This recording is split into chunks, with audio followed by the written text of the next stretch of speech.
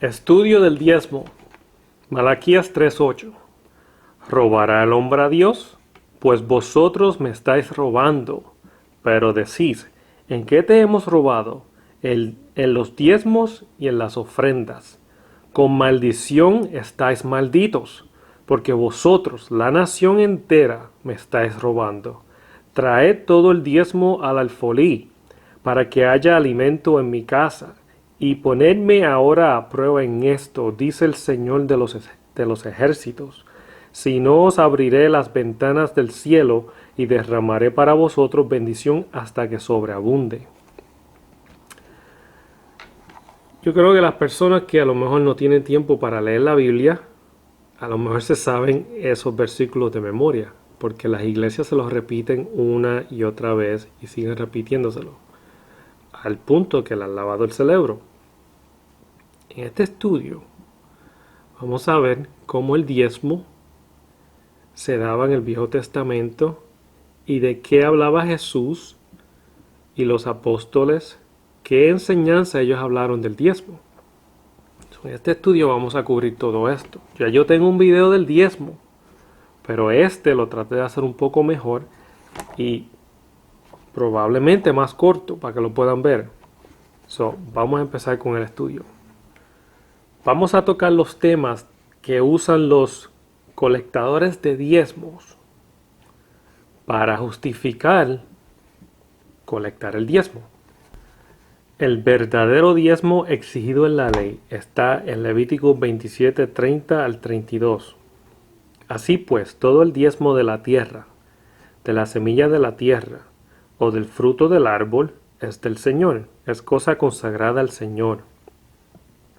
Y si un hombre quiere redimir parte de su diezmo, le añadirá la quinta parte. Todo diezmo del ganado o del rebaño, o sea, de todo lo que pasa debajo del cayado, la 10ª cabeza, será cosa consagrada al Señor. Este es el fundamento.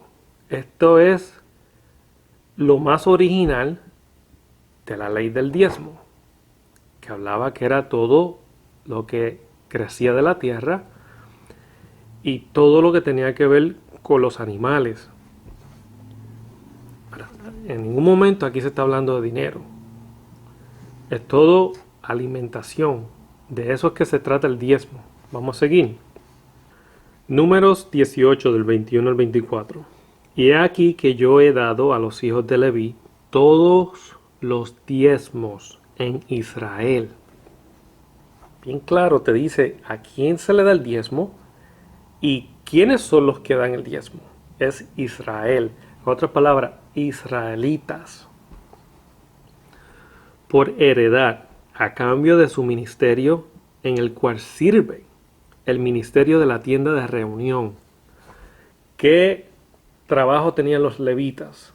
Era el trabajo de los sacrificios de animales y el trabajo de la tienda de reunión, que era el tabernáculo, y después más adelante fue el templo.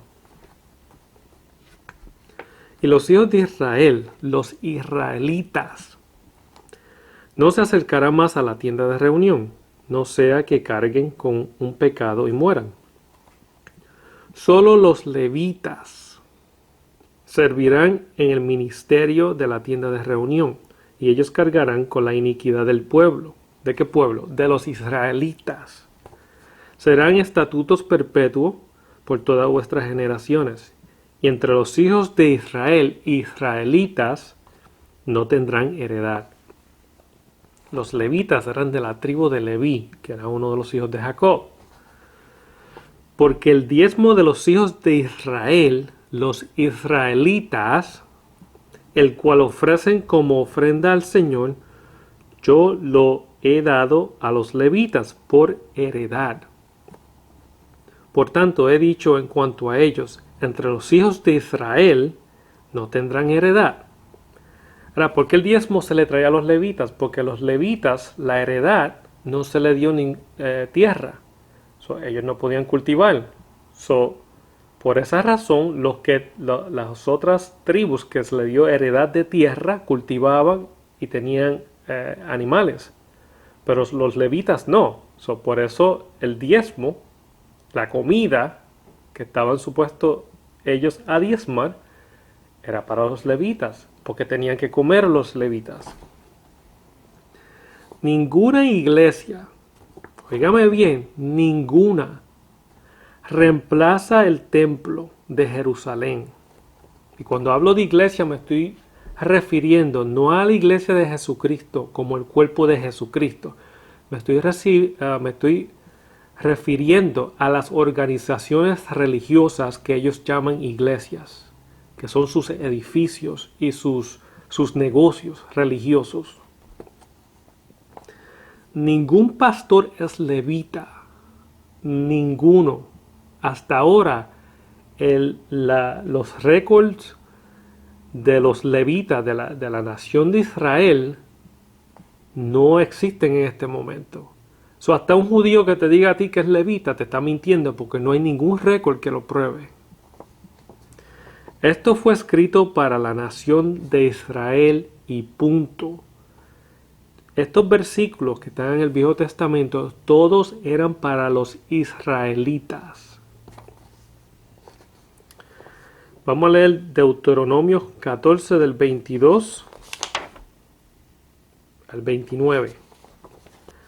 Diezmarás fielmente todo el producto de tu sementera, lo que rinde tu campo cada año, alimentos.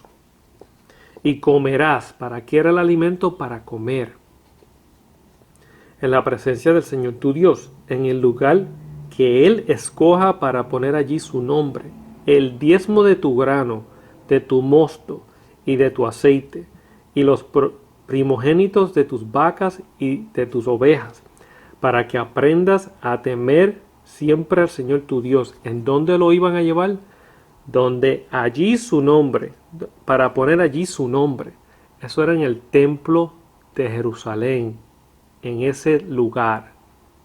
Allí era que se llevaba el diezmo, no un diezmo iglesiero que se da en una organización religiosa. No, era en el templo de Jerusalén, solamente allí. Mas si el camino es tan largo para ti que seas incapaz de llevar el diezmo por el peso y por los animales, si la distancia era muy larga, que seas incapaz de llevar el diezmo por estar lejos el lugar donde el Señor tu Dios escoja para poner allí su nombre, que fue donde estaba el templo de Jerusalén. Cuando el Señor tu Dios te haya bendecido, entonces lo cambiarás por dinero. Ahora, este es el único versículo que va a hablar de dinero y diezmo a la vez. Ahora, lo que le estaba diciendo a los israelitas era que si ellos vivían muy lejos de donde Dios estableció su nombre, que fue en el monte donde estaba el templo de Jerusalén, Dios no te obligaba a llevar todo eso para allá, porque dice que si fueras incapaz, si era mucho imagínese una persona que era millonaria en ese tiempo, para decirlo así. Imagínese todas las cosas que tenía que diezmar, 10% de todo. Se iba a hacer imposible, porque era mucho. Dios le estaba dando un ordenato, según esta ley. Dice, si es mucho lo que vas a llevar, y eres incapaz, entonces cámbialo por dinero. Pero mira lo que va a hacer con ese dinero. Y atarás el dinero en tu mano, e irás al lugar que el Señor tu Dios escoja. Y podrás gastar el dinero en todo lo que tu corazón apetezca, en vacas u ovejas, en vino o sidra, o en cualquier otra cosa que tu corazón desee. Allí, ¿qué va a hacer con todo lo que va a comprar con ese dinero? Allí comerás en presencia del Señor tu Dios, y te alegrarás tú y tu casa. Tampoco desampararás al levita que habite en tus ciudades, porque él no tiene parte ni heredad contigo. Al fin de cada tercer año sacarás todo el diezmo de tus productos de aquel año, y lo depositarás en tus ciudades. Y vendrá el levita, que no tiene parte ni herencia contigo, y el forastero, el huérfano y la viuda que habitan en tus ciudades, y comerán. ¿Qué se hace con el diezmo? Se come, y se saciarán, para que el Señor tu Dios te bendiga en toda obra que tu mano haga. Claramente el diezmo es el fruto de la tierra y primicias del ganado, y nunca dinero, nunca vas a encontrar algo que te diga que el diezmo es dinero. Porque de ahí que viene la avaricia, lo que estamos viendo ahora. Era para el levita forastero, el huérfano y la viuda, nunca para un pastor o una institución religiosa, jamás.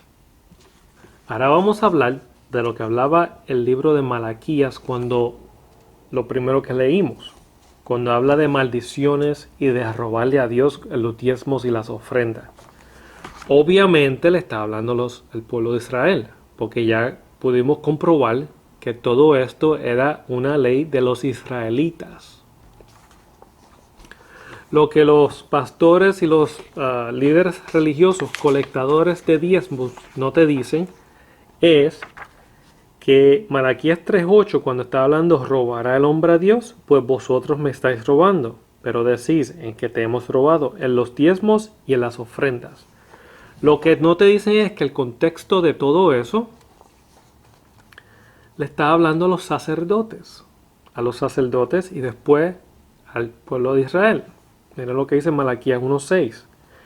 Y el hijo honra a su padre y el siervo a su señor, pues si yo soy padre, ¿dónde está mi honor? Y si yo soy señor, ¿dónde está mi temor? Dice el Señor de los ejércitos, a vosotros sacerdotes. ¿Okay? Le hablaba a los sacerdotes. Ahí fue que empezó toda la profecía de Malaquías, en contra de los sacerdotes. Pero lo que dice el otro capítulo, Malaquías 2:1. Y ahora pues vosotros sacerdote este mandamiento. Y ahí sigue. Ahora vamos a leer Malaquías 3:6. Porque yo el Señor no cambio. Por eso vosotros, oh hijos de Jacob. ¿Sabe lo que quiere decir hijos de Jacob? Israelitas. A Jacob se le puso el nombre de Israel. Esto Dios le está hablando a través de Malaquías, a través de la profecía de Malaquías. Está hablando a los israelitas. No habéis sido consumidos desde los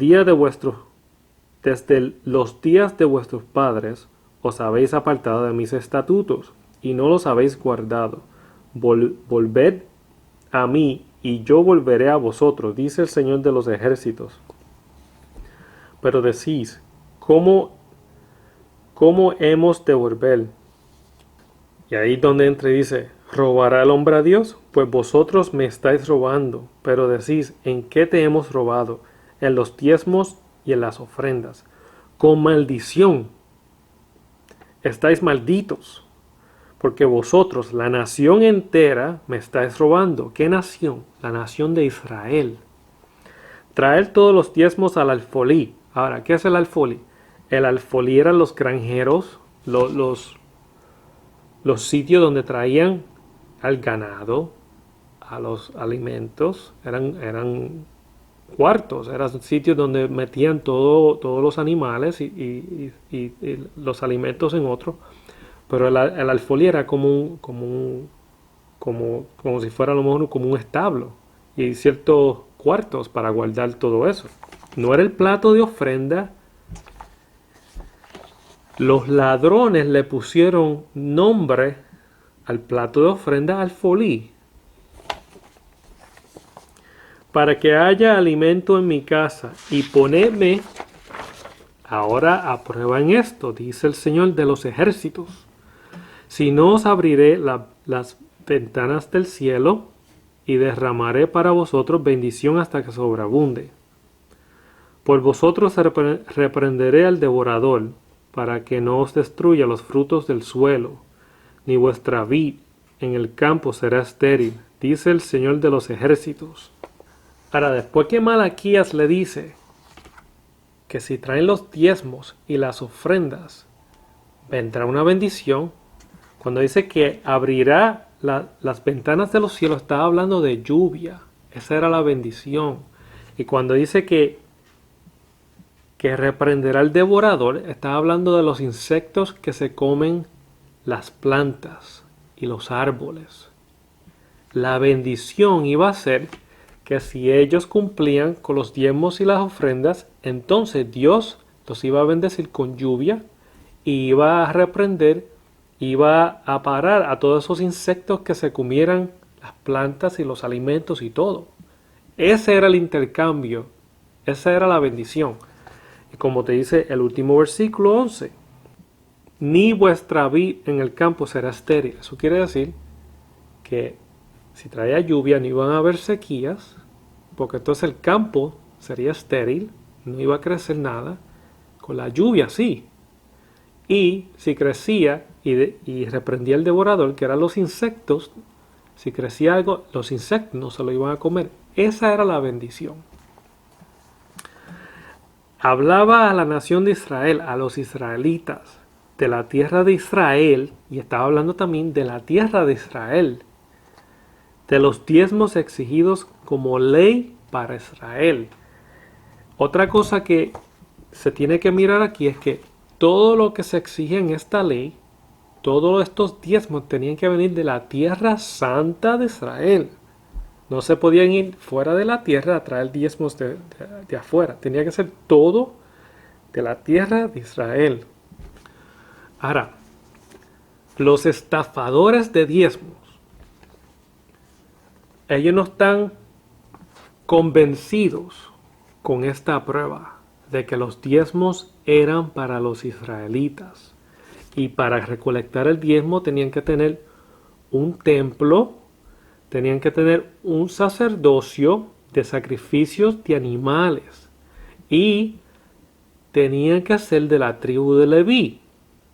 Y el diezmador tenía que traer el diezmo de la tierra santa de Israel. Y tenía que ser israelita. Eso no es prueba suficiente para los estafadores de diezmos. Lo que ellos hacen es, ellos dicen, no, es que ese diezmo era de la ley. Pero ¿qué pasa? Que el diezmo ya estaba antes de la ley. Entonces ellos usan a Abraham como ejemplo, a Jacob como ejemplo. Entonces vamos a ver qué es lo que dice la Biblia de eso.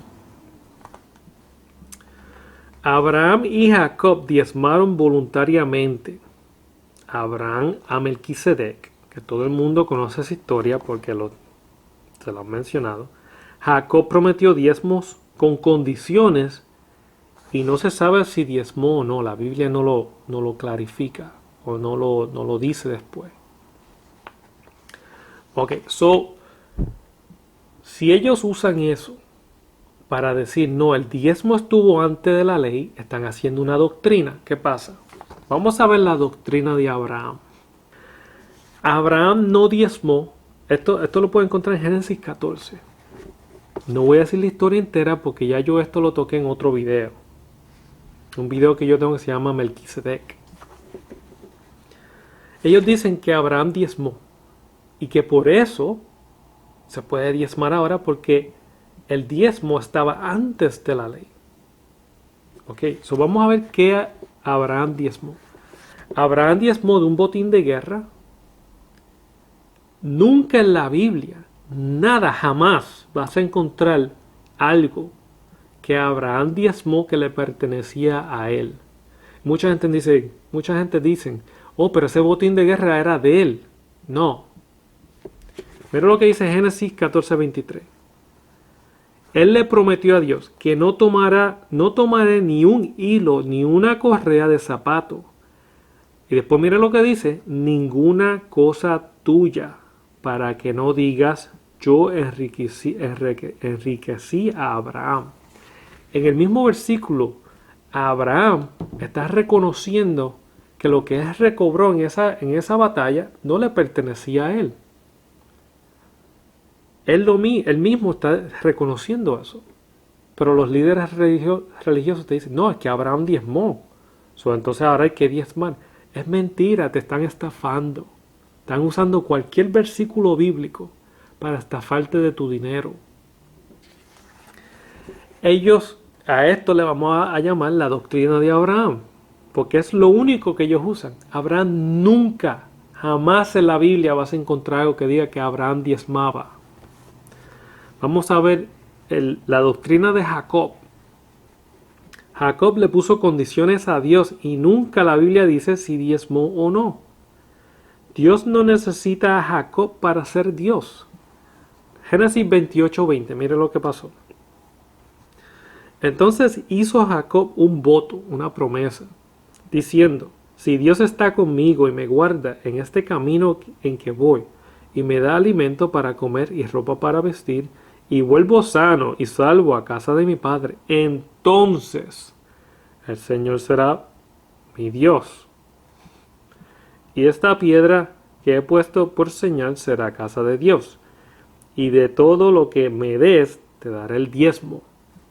La Biblia después no dice si él cumplió con esta promesa o no. Y le está poniendo condiciones a Dios. Por favor, esto es una ridiculez. Usar a Jacob o a Abraham para hacer una doctrina, para quitarte tu dinero, es una ridiculez. Entonces, ahora, mi pregunta es, si el diezmo existió antes de la ley, y ellos dicen, no, ya nosotros a través de Jesucristo fuimos libres de la ley, somos libres, no tenemos que cumplir con las leyes de Moisés. La pregunta es, ¿el diezmo antes de la ley se convirtió en ley, sí o no? El diezmo que ellos quieren usar para justificar sus fechorías, ¿se encerró en la ley, sí o no? Y la contestación es sí. El diezmo antes de la ley, si ellos lo quieren ver de esa manera, que dice que había un diezmo, pero los ejemplos aquí no te están diciendo que había nada de diezmos. Te está hablando de historia, de algo que pasó, pero ese no es el diezmo. Ahora, si ellos lo quieren ver así, ok, ¿se encerró ese diezmo en la ley, sí o no? Sí. El diezmo se hizo ley. Después de esos eventos se hizo ley. La pregunta es, si fuimos libres de la ley, ¿por qué todavía se exige el diezmo? Ahora, se menciona el diezmo en el Nuevo Testamento como una doctrina o como una enseñanza. No. Pero hubo varios eventos o versículos que hablan del diezmo. Vamos a leerlos. Mateo 23:23. Este es Jesús hablando. Hay de vosotros escribas y fariseos hipócritas, porque pagáis el diezmo de la menta, del eneldo y del comino, y habéis descuidado los preceptos de más peso de la ley. De la ley, te lo está diciendo ahí. El diezmo era parte de la ley. La justicia, la misericordia y la fidelidad. Y estas son las cosas que debáis haber hecho sin descuidar aquellas. Ahora, muchos dicen que porque Jesús está diciendo que pueden hacer la justicia, misericordia y fidelidad sin dejar de hacer las otras. Están aprobando el diezmo. Ahora, primero que nada, en el tiempo cuando él estaba hablando a los fariseos, había un templo, había un sacerdocio, habían levitas, habían israelitas que diezmaban, estaba la ley del sacrificio todavía. Obviamente se diezmaba, obviamente, porque todavía había todas esas cosas, ya no las hay. Y por encima de eso, nadie diezmaba con dinero. Hasta los mismos fariseos diezmaban con alimentos. Pagáis el diezmo de la menta, del eneldo y del comino. Está hablando de plantas, está hablando de alimentos. No te dejes engañar con estos versículos. Todavía había templo, levitas, sacerdocio y sacrificios. ¿Y qué de Hebreos 7, donde se apoya el diezmo con Melquisedec y Leví? Usted lea Hebreos 7. Lo único que se está hablando aquí cuando se habla del diezmo es que se estaba comparando el sacerdocio de la tribu de Leví con el sacerdocio de Melquisedec. Y por eso es que se habla del diezmo, porque estaba viendo cómo uno era mayor que el otro. Eso es todo. En Hebreos 7 no se apoya ninguna doctrina del diezmo para la iglesia. No está escrito en ningún lado vas a encontrar tú que a la iglesia se le exige diezmos. En ningún lado tú vas a ver a Jesucristo o a sus apóstoles enseñando tal doctrina, que se tiene que diezmar, que la iglesia tiene que diezmar, que tienes que llevarle el 10% a un instituto religioso o a tu pastor. Eso es falsa doctrina. Te están estafando. Ahora vamos a ver qué dice la Biblia de los seguidores de la ley. Porque si tú estás diezmando, entonces del pacto de la gracia volviste al pacto de la ley. Porque el diezmo es parte de la ley. Gálatas 3:10. Porque todos los que son de las obras de la ley están bajo maldición. Pues escrito está, aquí no está hablando de los Israel, está hablando de todos. Maldito todo el que no permanece en todas las cosas escritas en el libro de la ley para hacerlas. So, si estás cumpliendo con una, tienes que cumplir con el resto de las leyes. Y que nadie es justificado ante Dios. Ninguna ley te justifica ante Dios. Ni el diezmo tampoco te va a justificar. Des lo que des en dinero, nada te va a justificar. Por la ley es evidente, porque el justo vivirá por la fe. Sin embargo, la ley no es de fe. Al contrario, el que las hace vivirá por ellas. Cristo nos redimió de la maldición de la ley, habiéndose hecho maldición por nosotros, porque escrito está, maldito todo el que cuelga de un madero. Gálatas 2:16.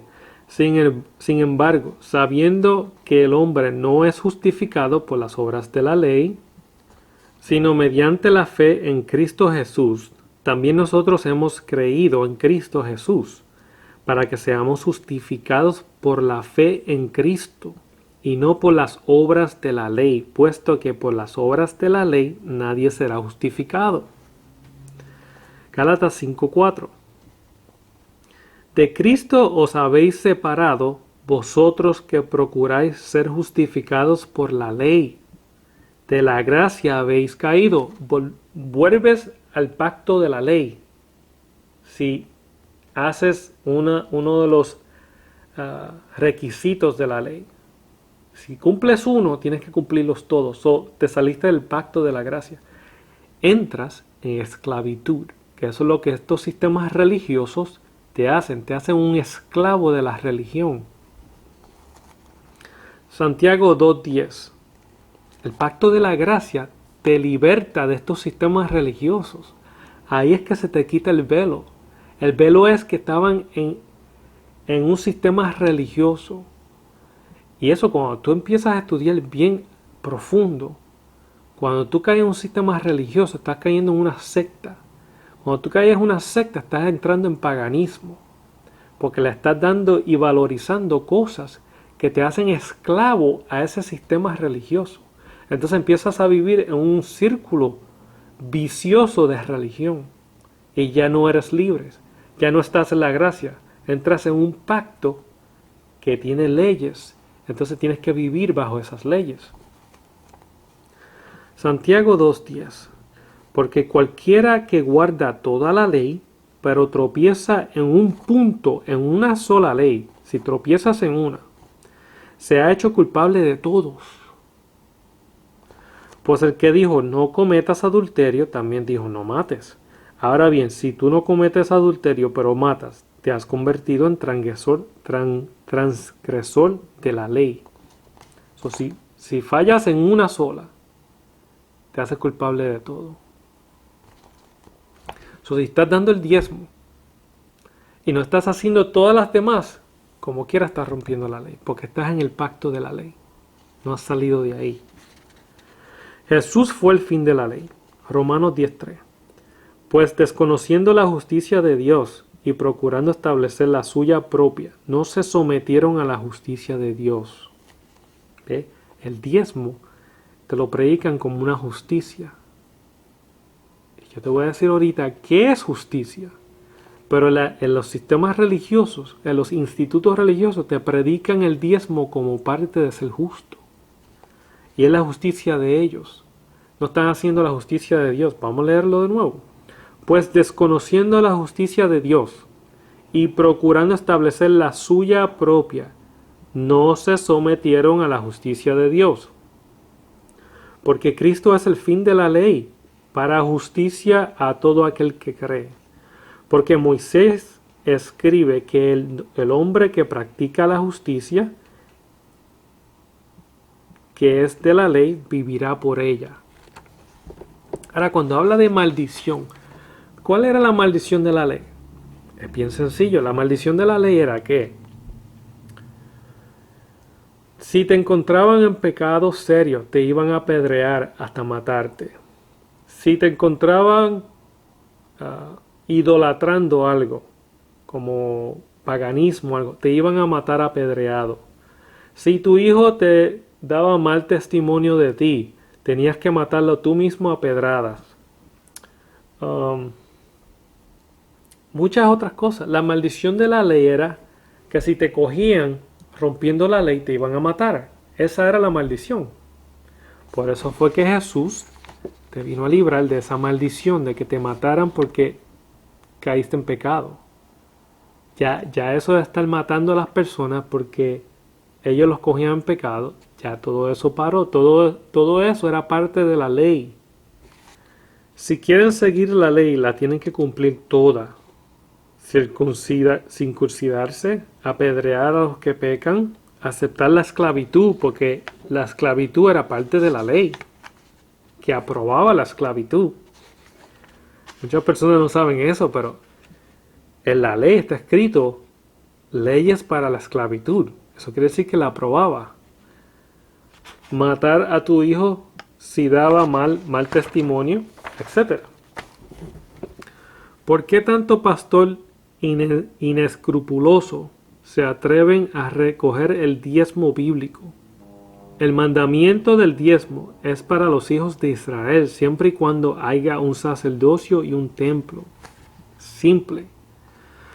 ¿Por qué de toda la ley solo mantienen la ley del diezmo y no el resto? ¿A quién beneficia? Yo siempre le he dicho a ustedes, amigos, cuando usted le implementan una doctrina, ¿a quién está beneficiando esa doctrina? La ley del diezmo beneficia al líder religioso. Usted póngase a estudiar lo que está pasando con el diezmo iglesiero. Ese diezmo no se usa para lo que inicialmente se hacía en el pueblo de Israel. Era alimento para comer, para las personas que no tenían comida. Los levitas no tenían tierra, no podían crecer, no podían trabajar en la agricultura, no podían trabajar con el ganado porque no tenían tierra, no tenían alimento. Los huérfanos, las viudas, los pobres no tenían que comer. El diezmo era comida, porque ese es el sostén para las personas, la comida. Personas se limitan a comprar cosas necesarias para su sostén o el sostén de sus familias con el fin de darle el diezmo a la iglesia y a su pastor. Pero cuando esas personas están necesitadas, y esto yo lo he visto con mis propios ojos, esto no se lo estoy contando porque lo leía en algún sitio. Yo toda mi vida fui a la iglesia o a los templos religiosos. Yo vi con mis propios ojos personas necesitadas, personas que perdieron su trabajo, personas inmigrantes ilegales en este país, Estados Unidos, que son los más que sufren. Vienen a este país y a veces traen a sus familias y si pierden un trabajo se ven en muy serios problemas. Ellos se refugian en las iglesias porque eso es lo que le da a ellos fe. Muchas personas de estas no saben leer, no saben escribir. Solo que el pastor le enseña desde un púlpito, ellos lo aceptan como la verdad. ¿Qué pasa? Estos pastores hoy en día que le quitan el diezmo hasta a esas personas, hasta a los pobres se los quitan. Cuando la Biblia, los israelitas, los únicos que podían diezmar o que tenían que diezmar eran los agricultores y los que tenían ganado. Si tú no eras agricultor y si tú no tenías ganado, tú no tenías que diezmar. Jesús nunca diezmó. Jesús era carpintero. Pablo nunca diezmó. ¿En qué enseñanza la Biblia habla que uno de los apóstoles diezmó? En ninguna parte, jamás lo vas a encontrar. ¿Por qué? Porque ellos no eran agricultores, ellos no bregaban con ganado. No lo hacían. Esta ley era para los israelitas que tenían ganado y eran agricultores. Eso quiere decir que si tenían esas dos cosas, o cualquiera, una o la otra, eran unas personas que económicamente tenían propiedad, tenían dinero, estaban bien económicamente para tener ganado, para tener terreno, tenían que ser personas que económicamente estaban muy bien. El resto de las personas que no tenían eso, tenían otros trabajos diferentes. A esas personas no se les exigía diezmar. Estos pastores hoy en día le quitan el diezmo hasta a los pobres. Se lo quitan a las viudas, se lo quitan a los huérfanos, se lo quitan a todos. Este es el robo y el fraude más grande que hay en las iglesias ahora mismo. Ahora, mire esto. Y yo he sido testigo de esto. Yo he visto personas que han perdido su trabajo, que no tienen nada, y van donde su pastor y le explican la situación, y el pastor ha dicho, pensé en decir una palabra pero no la voy a decir. El pastor ha dicho, ven para acá muchachos, vamos a orar para que Dios haga un milagro. Oran por ellos y los mandan. Eso no resuelve el problema. Estas personas son unos pillos. Que tú seas pastor recogiendo diezmos y cuando una persona esté necesitada, porque las hay en las iglesias, en estos templos, sitios religiosos, hay montones de personas que están pasando por necesidad. Pero hasta a estas personas se les recoge el diezmo, se les exige el diezmo. Romanos 13:8. No debáis a nadie nada, sino el amaros unos a otros, porque el que ama a su prójimo ha cumplido la ley. Porque esto, no cometerás adulterio, no matarás, no hurtarás, no codiciarás, y cualquier otro mandamiento en estas palabras se resume: amarás a tu prójimo como a ti mismo. El amor no hace mal al prójimo, por tanto, el amor es el cumplimiento de la ley. Ahora, ese pastor que hizo una oración de fe para esa persona necesitada, está rompiendo este mandamiento, el amar a su prójimo. Así de sencillo.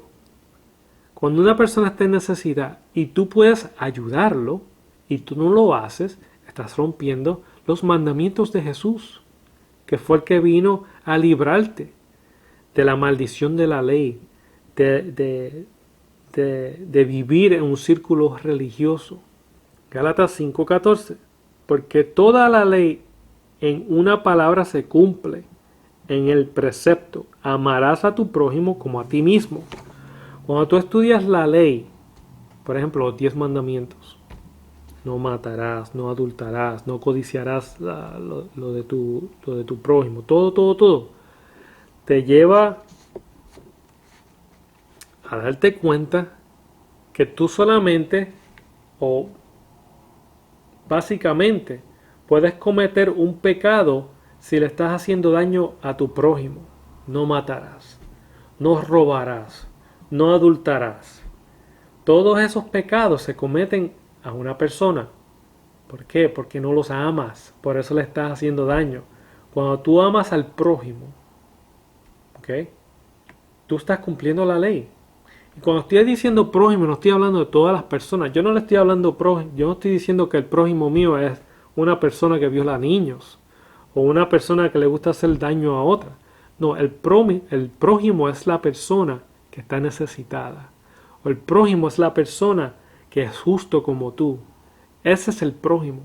No me vengan a decir ahora que el prójimo, yo tengo que amar a la persona que mató a un niño ahora mismito de 3 años.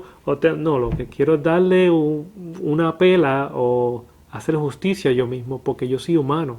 Ese es el instinto que yo tengo. Todos somos humanos. Pero con esa humanidad y a través del entendimiento de las escrituras tenemos que ser justos. Tenemos que hacer justicia. Yo tengo que controlar el instinto humano y ser justo. Eso fue lo que Jesús vino a enseñarnos. Pero mi prójimo no es el que le hace daño a otras personas, o los mentirosos, o los ladrones. Ese no es mi prójimo. Mi prójimo es la persona que yo puedo ayudar, una persona que sea justa, que yo sé que es digna de yo ayudarlo. Ese es mi prójimo. Ahora, ¿está mal tú reunirte en una institución religiosa? No, tú lo puedes hacer. Si te gusta, hazlo. Yo no hago estos videos para que tú dejes de ir a la iglesia o no te reúnas con personas a hablar de la Biblia. Yo no hago estos videos. Yo solamente te enseño lo que está en las escrituras. Muchas personas no están de acuerdo conmigo. Yo no le estoy pidiendo a nadie que esté de acuerdo conmigo o que piense como yo. A mí no me importa. Tú piensa lo que tú quieras. Yo no estoy corriendo aquí una secta. Yo no quiero que tú pienses como yo. Yo solamente te doy la referencia. Tú búscala y llega a tus propias conclusiones. Por eso yo le digo a las personas, estudien. Lleguen a sus propias conclusiones. No te dejes lavar el cerebro por nadie. Ahora, ¿qué es lo que enseña la Biblia de ofrendar o de dar o de ayudar? Si tú quieres darle el dinero a una iglesia, dáselo. No es mi dinero, es tu dinero, dáselo. Ahora, lo que estoy tratando de enseñar a través de este estudio es que el diezmo, cuando te exigen algo que Dios nunca exigió o que Jesús y sus apóstoles nunca enseñaron, solamente te estoy abriendo los ojos para que sepas que no es una exigencia, ni un mandamiento, ni una doctrina enseñada por las Escrituras. Eso es el único propósito que yo quiero con este video. Es que tú sepas la verdad que habla la Biblia. Eso es todo. Tú quieres darle tu dinero a la iglesia como diezmo, dáselo. Pero ya tú sabes que el diezmo no es una exigencia, sino que es una estafa. Te están estafando, te están mintiendo para sacarte el dinero. Ahora, ¿tú crees que eso es justo? Y el problema de eso es que cuando tú amas a tu prójimo y tú estás dándole el dinero a un instituto religioso, ese dinero tú lo puedes usar para amar a tu prójimo. Tú puedes ayudar a tu prójimo en necesidades con ese dinero. Cuando tú estás dándole tu dinero a un instituto religioso, antes, porque ellos dicen que ayudan a muchas personas, sí, y es verdad, muchos institutos religiosos sí ayudan a muchas personas, pero antes de ayudar a esas personas, tienen que pagar la renta del edificio donde se reúnen, tienen que pagar la luz, tienen que pagar el agua, tienen que pagar el teléfono, tienen que pagar el mantenimiento, tienen que pagarle a alguien que venga y limpie el edificio. Siempre hay que pagarle, casi siempre hay que pagarle al pastor, a veces más de un pastor, a veces tienen que pagarle a los músicos, a los cantantes, al que hace sonido, a los maestros. Imagínense, después que sacan todo ese dinero, si queda algo, entonces ayudan a las personas. ¿Qué sería lo correcto y lo justo hacer? Que ustedes de su poquito dinero, creyendo que es una exigencia de Dios dárselo a un instituto religioso, o ese poquito dinero dárselo a alguien que lo necesite, o comprarle comida con eso, o ayudarle a una persona a pagar la luz o el agua, algo que necesite. ¿Qué es lo justo hacer? Vamos a ver qué fue lo que los apóstoles nos enseñaron a hacer. Segunda de Corintios 9, 5. Así que creí necesario exhortar a los hermanos a que se adelantaran en ir a vosotros, y prepararan de antemano vuestras generosas ofrendas, ya prometida, para que la misma estuviera lista como ofrenda generosa y no como por codicia, como exigencia. Pero esto digo, el que siembra escasamente, escasamente también segará, y el que siembra abundantemente, abundantemente también segará. Que cada uno dé como propuso en su corazón, no de mala gana ni por obligación, porque Dios ama al dador alegre. Te está hablando de ofrendas, no de diezmo. ¿Qué es una ofrenda? Una ofrenda es algo que tú separas. Y Pablo estaba hablando de que esas ofrendas se iban a recolectar para ayudar a unas personas necesitadas, no para pagar un edificio, no para pagar luz, agua, no. Esto era para ayudar a personas necesitadas. Segunda de Corintios 8:7. Mas así como vosotros abundáis en todo, en fe, en palabra, en conocimiento, en toda solicitud, y en el amor que hemos inspirado a vosotros, ver que también abundéis en esta obra de gracia, para ayudar a las personas.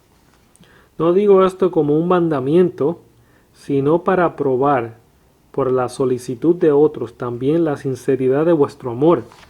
¿Qué te está diciendo? Que el fruto del amor es ayudar a las personas. Como decía Jesús, el mandamiento es ama a tu prójimo. Así cumples toda la ley. El fruto del amor es tu querer ayudar a otras personas con lo que tú tienes. Porque conocéis la gracia de nuestro Señor Jesucristo, que siendo rico, sin embargo, por amor a vosotros se hizo pobre, para que vosotros por medio de su pobreza llegarais a ser ricos. Y doy mi opinión en este asunto, porque esto os conviene a vosotros, que fuisteis los primeros en comenzar hace un año, no solo a hacer esto, sino también a desear hacerlo. Son frutos del amor. Ahora pues, acabad también de hacerlo, para que como hubo la buena voluntad para desearlo, así también la haya para llevarlo a cabo según lo que tengáis, de lo que tú tienes. Porque si hay buena voluntad, se acepta según lo que se tiene, no según lo que no se tiene. Eso quiere decir que si tú cobraste de tu trabajo tu dinero, después que tú pagaste todo lo que tenías que pagar y tus responsabilidades cumpliste contigo y con tu familia, si te queda algo y lo pones en tu corazón que tú quieres usarlo para ayudar a una persona, no a un instituto religioso, a una persona. Estamos hablando aquí del prójimo. Entonces, que lo saques de lo que tienes, no de lo que no tengas. Si no te dio, Pablo te está dando un consejo. Si no te dio, está bien. Pero cuando tengas de más, entonces puedes ayudar. Esto no es para holgura de otros y para aflicción vuestra, sino para que haya igualdad. Para que tu hermano esté bien como tú. Si tú estás bien, que tu hermano esté bien, que tu prójimo esté bien. En el momento actual vuestra abundancia suple la necesidad de ellos. ¿Ve? Nuestra abundancia, lo que me sobró. Para que también la abundancia de ellos supla vuestra necesidad, de modo que haya igualdad. Como está escrito, el que recogió mucho no tuvo demasiado, y el que recogió poco no tuvo escasez. Esa es la doctrina de la ofrenda, que haya igualdad. ¿De quién? De tu prójimo. ¿Ok? Esa es la doctrina, no el falso diezmo que te están robando, es que tú ayudes a tu prójimo. Ahora, estas preguntas las voy a hacer a los recolectadores de diezmos. ¿Son ustedes los recolectadores de diezmos? ¿Son ustedes levitas, sacerdotes de la tribu de Leví? ¿Tienen un templo en Jerusalén? ¿Hacen sacrificios de animales? Y la respuesta para todo eso es no. ¿Por qué están recolectando diezmos? Algunos pastores o otros ladrones de diezmos dicen, aquí no se exige el diezmo, pero es voluntario. Si lo quieren hacer, está bien. Eso como quieres robar el diezmo. Tú como pastor o líder religioso, tú le tienes que explicar a las personas, aquí no se recoge diezmo porque el diezmo es antibíblico.